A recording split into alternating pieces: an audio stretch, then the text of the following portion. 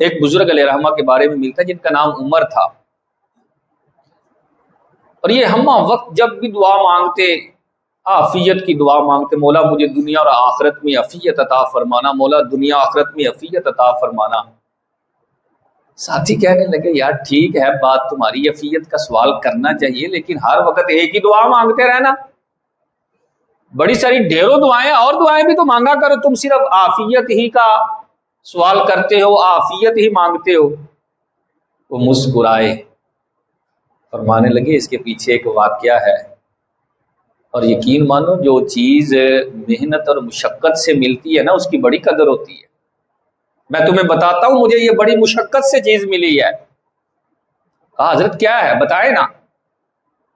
آپ فرمانے لگے میں مزدور آدمی تھا، سارا دن مزدوری کرتا، بار برداری کرتا، یعنی بوجھ اٹھاتا، تو بھاری بھرکم بوجھ اٹھانا میرا کام تھا۔ ایک دن آٹے کے بھاری بھرکم میں نے کئی سارے تھیلے نہ اٹھائے، تو مشقت زیادہ ہوئی، مجھے تھکاوٹ ہوگی راستے میں، تو منزل پر پہنچنے سے پہلے میں نے راستے میں نا وہ تھیلے نیچے اتارے، تو کچھ دیر رکا تاکہ کوئی سانس وغیرہ لے لوں۔ تو جب رکا نا تو میں نے دعا کے لیے ہاتھ اٹھائے اور اس طرح دعا مانگی، یا اللہ اگر تو مجھے 2 روٹیاں دے دینا بغیر محنت مشقت کے تو میں اسی پر گزارا کر لوں گا، یہ بوجھ اب مجھ سے نہیں اٹھایا جاتا، میں بوڑھا ہوتا جا رہا ہوں۔ کہتے دعا ختم ہوئی تو میں نے دیکھا سامنے 2 آدمی نے لڑائی کر رہے ہیں۔ میں جلدی سے ان کی طرف گیا کہ جا کر لڑائی جو ہے وہ چھڑاؤں، صلح سلائی کا کوئی معاملہ کروں۔ ہمارے ہاں بھی لڑائی ہو نا تو چھڑانے والے کم اور تماشا دیکھنے والے زیادہ ہوتے ہیں، ایسا نہیں ہونا چاہیے۔ اسلام نے لڑائی کا تماشا دیکھنے سے منع فرمایا ہے، برابر ہے وہ انسانوں کی ہو یا جانوروں کی، دونوں منع ہے۔ کئی لوگ کتے لڑائی کروا کر اس کا تماشا دیکھ رہے ہوتے ہیں، مرغے لڑائی کروا کر اس کا تماشا دیکھ رہے ہوتے ہیں، یہ ساری چیزیں ناجائز ہیں، گناہ ہیں۔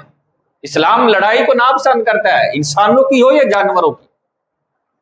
فرماتے میں بھاگ کر گیا کہ لڑائی چھڑاؤں۔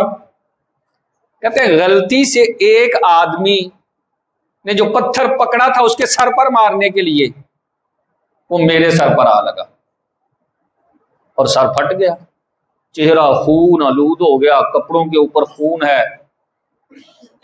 کہتے ہیں اتنی دیر میں پولیس بھی آ گئی اور ہم 3 آدمی تھے وہاں، وہ 2 لڑائی کرنے والے اور ایک میں تیسرا، انہوں نے تینوں کو پکڑا اور مجھے بھی مجرم سمجھا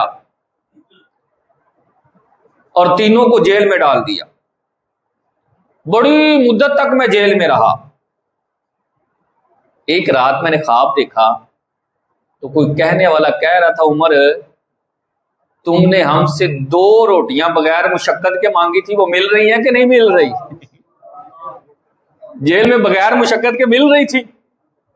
اگر یہ مانگتے عافیت کے ساتھ تو 2 روٹیاں پھر بھی دے دینی تھی، جیل نہیں تھی، اللہ نے تمہیں عافیت کے ساتھ ہی عطا فرمانی تھی۔